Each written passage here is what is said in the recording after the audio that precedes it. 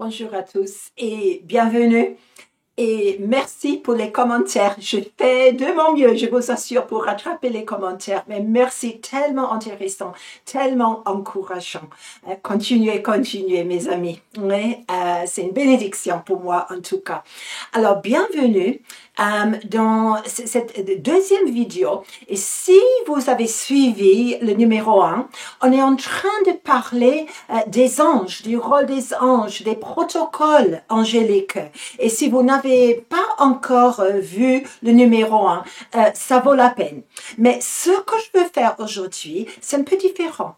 Parce que je sais qu'il y a pas mal de saints actuellement qui sont vraiment en train de subir des épreuves tellement énormes que sans l'aide, sans connaissance de protocole angélique, il n'y a rien à faire. Et le Seigneur m'a parlé aujourd'hui de la protection angélique. Et je ne sais pas ce que vous avez appris dans les églises, moi, certaines choses.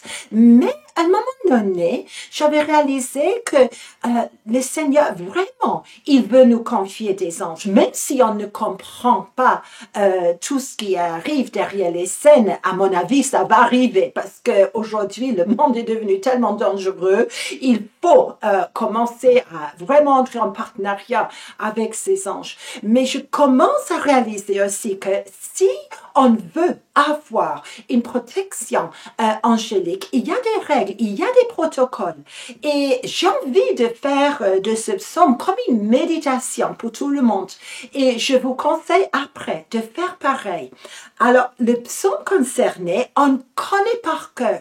Mais là, je trouve qu'il y a des clés qui ne vont pas garantir une vie sans problème. Non, on continue à être blessé, on continue avec les épreuves, mais il y a une promesse sûre là d'une protection angélique. Alors, c'est le psaume 91.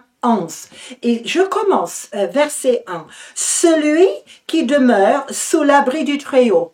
Au mieux encore, celui qui demeure dans le secret du Très-Haut, le lieu secret, repose cette personne-là, repose à l'ombre du Tout-Puissant. C'est une image vraiment importante et vraiment ça doit prendre des proportions ces jours.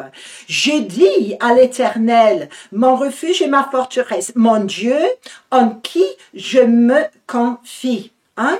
La première condition, hein? On va arriver aux anges plus tard. Celui qui demeure, c'est pas juste attendre, habiter.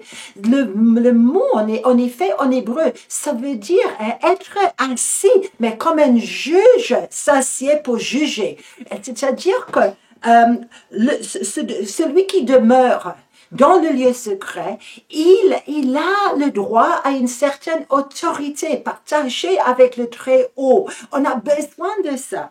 Et je dois dire à l'Éternel, toi seul, tu es mon refuge et ma forteresse. Toi seul, tu es mon Dieu, en qui je me confie. Parce que si quand il y a danger, je commence à chercher refuge ailleurs que dans ce lieu secret, ou une forteresse autrement que dans ce lieu secret. Une confiance, par exemple, dans les marchés, dans l'armée de ma nation. Je ne vais pas recevoir la protection angélique parce que j'ai choisi de quitter le lieu secret.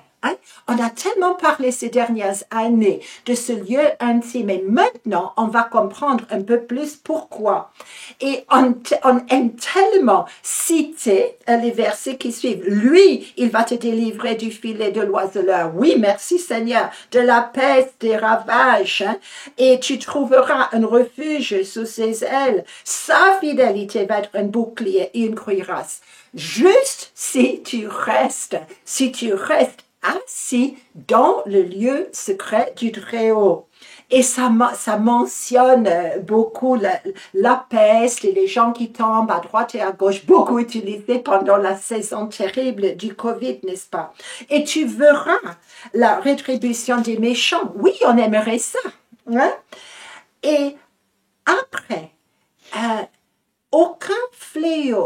n'approchera de ta tente. Pourquoi pas? Car il ordonnera à ses anges de te garder dans toutes tes voies. Ils te porteront sur les mains de peur que ton pied ne heurte contre une pierre. Ok, quand ces conditions sont en place, quand Dieu est ma confiance, quand j'ai compris, j'ai finalement appris comment rester dans le lieu secret du Très-Haut, comment ne pas chercher abri, refuge, confiance ailleurs que lui.